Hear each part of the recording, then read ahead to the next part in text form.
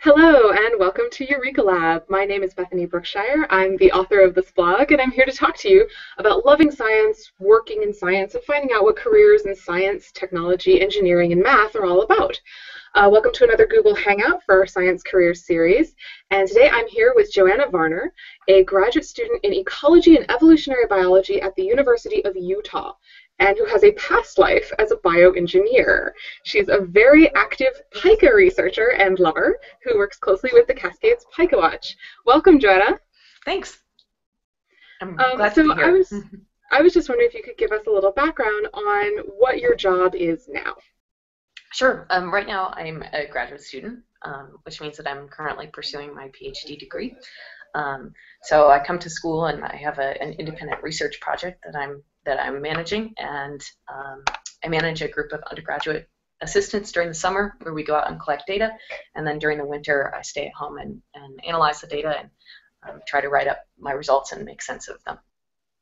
Cool. So on a daily basis, for example, when you're going out in the field collecting data, what is your day like? So in the field, we go and collect data during the summer, and we wake up early in the morning, and I'm working with these animals called pikas that I think we'll talk about in just a minute. And we end up getting up very early when the pikas are most active and watching them, and writing down a lot of information about what they're doing, what they're eating, and their behavior patterns.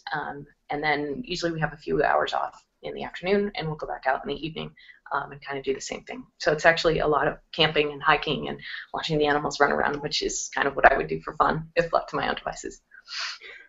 That's really cool. So pikas, they're really adorable. Can you tell me what they are? Yep, they're small mammals. They're closely related to rabbits.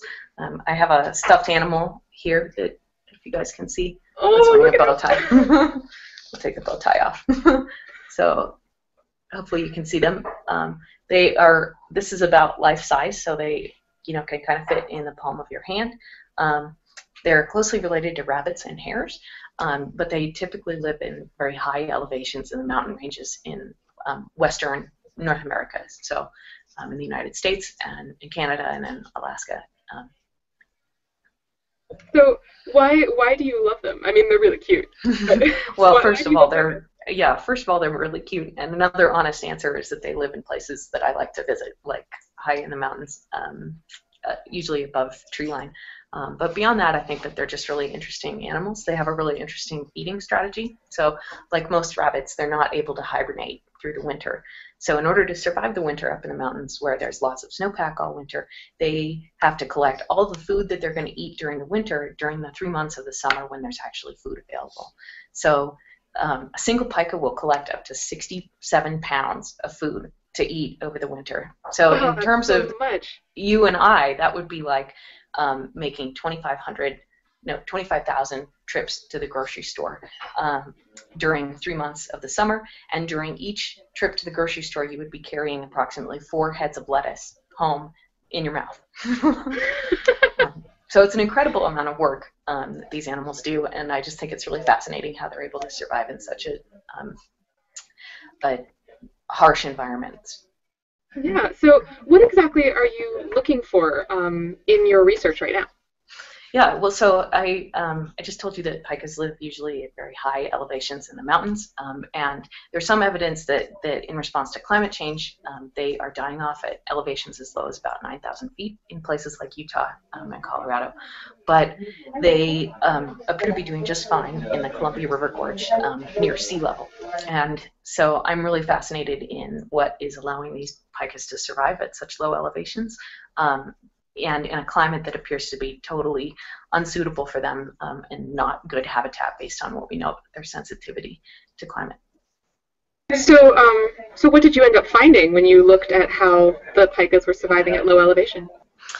Well, what's really interesting is that we're finding that the low elevation habitat seems to actually be better for pikas than nearby high elevation pika habitat. And the reason for that is that the rock slides are covered in a very thick layer of moss. And the moss appears to serve two purposes for the pikas. One is that they are able to eat the moss in relatively large quantities. And so because they can eat the moss, they don't have to travel outside of the rocks in order to find food the way that they would if they were living in a rock slide next to a meadow where they have to travel out of the rocks into the meadow. here they can just stay in the rocks and eat the food. The second thing is that the moss actually appears to cool the temperatures in the rock slide, acts sort of like an evaporative cooler. So for people who live in dry climates, it's a little like a swamp cooler. And in that, as water evaporates from the moss, it cools the rocks. So the temperatures in the rock slides at the low elevations in the Columbia River Gorge near sea level are actually colder and less variable during the day than the temperatures on the rock slides at high elevations on Mount Hood, which is just 25 miles away. Wow. So basically, with all this moss around, it's like the pikas, I think you said before, like living in the grocery store. Mm-hmm, exactly. So they don't need to work as hard to collect as much food. Right. They're living in an air-conditioned grocery store rather than... That's awesome. Yeah. So, but this wasn't always what you did. What kind of trajectory has your career taken? What did you do before, and why did you switch? Yeah, well, I was pretty sure that I wanted to study science when I was in high school, and so I actually went to college at MIT in Boston, and I studied molecular biology. So I was working with some genes that are involved potentially in cancer, and I was studying worms.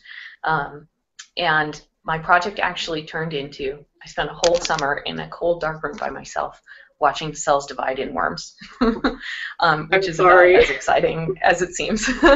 And then after that, I actually did a master's degree in engineering, and I was trying to sort of try out engineering and see how I like doing more kind of quantitative and design to more math. And my project for my master's degree also involved spending a lot of time in a cold, dark room by myself watching things through a microscope. And so I was kind of fed up, and I quit. I got my master's and I left, and I came home. I grew up in Utah. Came home and I worked at a bakery, and I did a lot of skiing, and I kind of just unplugged for a couple of years, and I went to New Zealand and I picked blueberries and plums for about 6 months. And then I had this like sort of radical epiphany that there are people out there who do science, and it's outside. So there are actually people who study things like pikas, which I loved anyway from all of my hiking and camping experience, and they spend their time hiking and camping and watching the pikas. And so I contacted a professor here at the University of Utah who had done her PhD on pikas, and she gave me a chance. And so I worked actually as a technician for her studying hantavirus, which is a deadly virus carried by mice in the deserts of western Utah, for a couple of years, just to sort of try out field work and make sure that I liked ecology, and I did. And so then I started graduate school, and now I've been studying for pikas for almost 4 years. That's an amazing career trajectory. Yeah. It's wonderful that you've managed to really find something that you love and that you can really pursue. So okay, so it's pretty fabulous. You like your new job. What do you love most about being a graduate student and studying pikas? Yeah, I mean, I think honestly the thing I love most is going out and doing the field work and getting, I get to spend all summer outside and camping, and you really kind of get to know individual pikas when you do behavior studies for so long. It's a little creepy, like sitting out there and like watching their every move for a whole 3 months. But you're a pika stalker. Yep, exactly. Do you give them names, or do you just give them numbers? Or? No, they get names. My undergraduate students that work with me, they name them all. So, I mean, this is really awesome, and you get to go out and collect data and spend some time out in the place that you love most. Yeah. Is there anything that's, less satisfying or difficult or frustrating? Yeah, definitely. It's spending all winter in front of the computer sometimes gets a little hard. And thankfully, I live in a place where I can ski in my free time, and that helps a lot. But I think the other thing is that careers in basic research it's pretty hard out there right now. There's not a lot of money, and depending on sort of the political climate in Washington, there's sometimes that there's just not a lot of money for science, and so that makes it very, very hard to get enough money to get your research done. And research is really expensive to conduct. It requires a lot of investment. Most of that investment comes from the federal government. So, I wish that the funding situation was a little bit better. I think we all do. Yep, and and the thing is that when there's not a lot of money, it becomes very, very competitive. Oh my goodness. And so, it kind of fosters an attitude of pitting people against each other to get the money, and that is something that I wish was a little different in science today. So, before you were an engineer and you did cell biology and now you're doing ecology, you've always really been involved in science. What was the first thing that made you really want to do science as a career? That's a good question. I think I always just loved kind of the idea of discovering something new, and advancing our understanding of how the world around us works. And I think particularly in ecology, it's given me a much deeper understanding of nature, so that when I'm out, skiing or hiking, I have a little bit more of an appreciation for, what all is happening out there, and all these other different types of organisms trying to survive out there. So that's great. So as part of your work with Pikas, you're very involved in citizen science. You work with a lot of students. So yeah. How did you get these people and these schools involved in your work?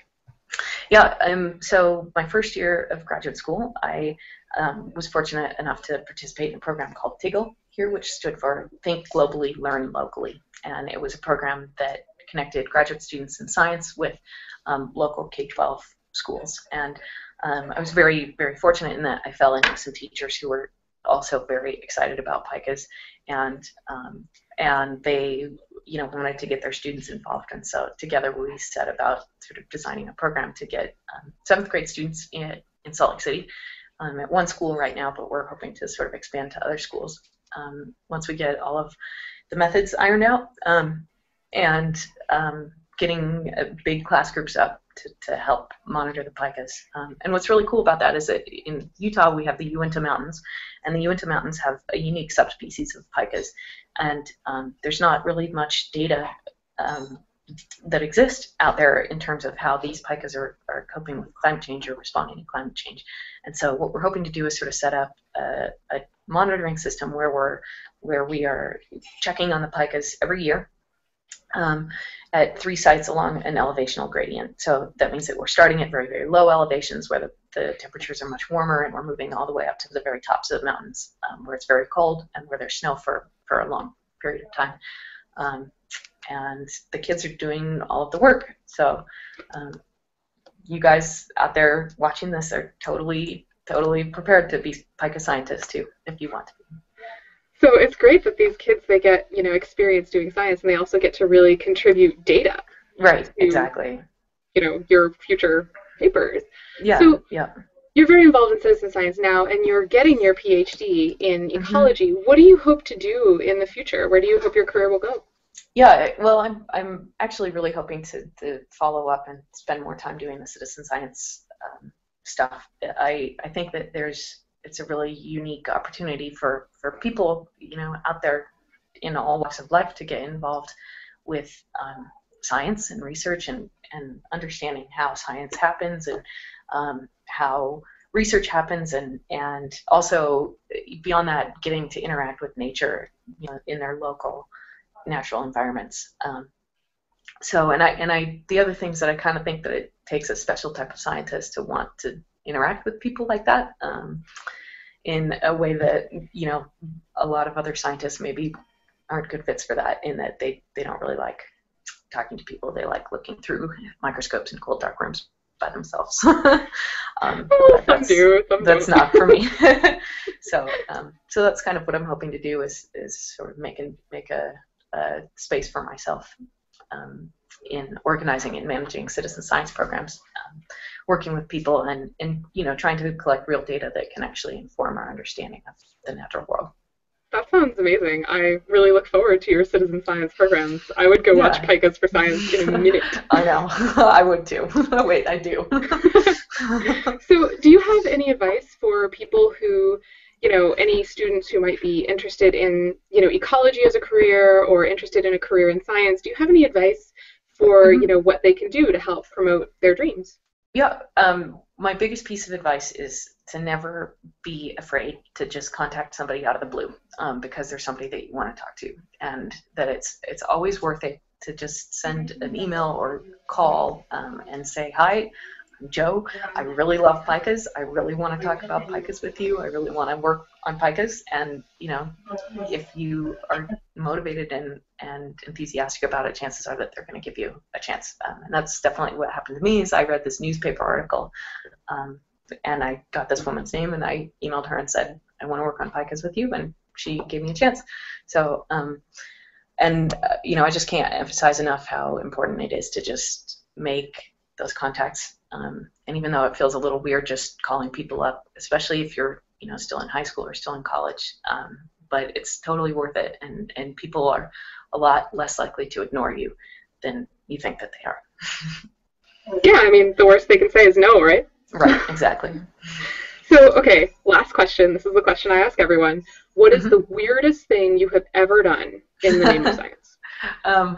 Well, I've done a lot of really weird things, so that's a question that I could answer for a long time. But I think probably one of the weirdest things that I've done was I was sitting there watching a pika, and we're collecting scat samples, and trying to sort of back up our observations of what the pikas are eating, with evidence from what's in their poop. And my field assistants and I got really good at recognizing sort of what pikas look like when they're pooping, and then immediately afterwards running up and chasing them off the rock and collecting the sample into a solution that would preserve it.